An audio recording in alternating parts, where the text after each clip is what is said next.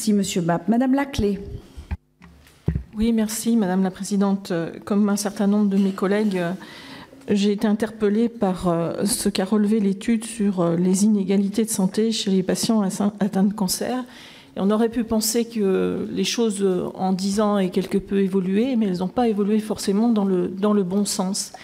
Et quand on en reste strictement à l'étude, on peut d'ailleurs être interpellé puisque 2 ans après, on peut rarement considérer que le malade est guéri. Et donc, si on faisait une étude postérieure, on pourrait même sans doute constater les inégalités dans les rechutes ou dans les deuxièmes cancers et sans doute constater que les choses sont certainement encore plus flagrantes. Je voudrais très rapidement revenir sur ce qui est évoqué dans le plan cancer, que vous avez quelque peu effleuré, et qui concerne la qualité de vie.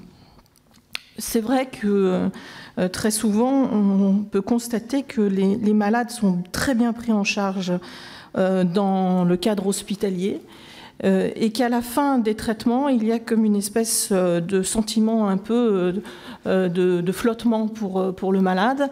Et j'ai noté avec intérêt qu'il était noté le souhait de formaliser plus justement cette période de la fin de traitement et l'articulation justement avec tout le système de premier recours. Et je voudrais que vous puissiez nous dire comment peut-être vous appréhendez cela, puisque c'est une période clé pour beaucoup de malades et évidemment qui peut jouer aussi sur la suite. De la même manière, moi je suis toujours interpellée sur le fait qu'en dépit des efforts qui ont été faits par les 2 premiers plans cancer, il continue aujourd'hui d'y avoir des annonces qui sont faites, et l'étude le montre très bien, notamment lorsque les patients sont jeunes ou lorsque ce sont des femmes, et ce n'est pas complètement anodin, c'est souvent parce que ça touche beaucoup à la féminité, un choc et une annonce qui reste extrêmement difficile. Et pourtant, il n'y a pas automatiquement prise en charge psychologique, voire même parfois, celle-ci est faite par les associations que je salue, mais il me semble qu'il y a là une réflexion qui doit être menée et qui doit être généralisée. Dans certains lieux, elle est faite, elle n'est pas faite partout. Merci, Madame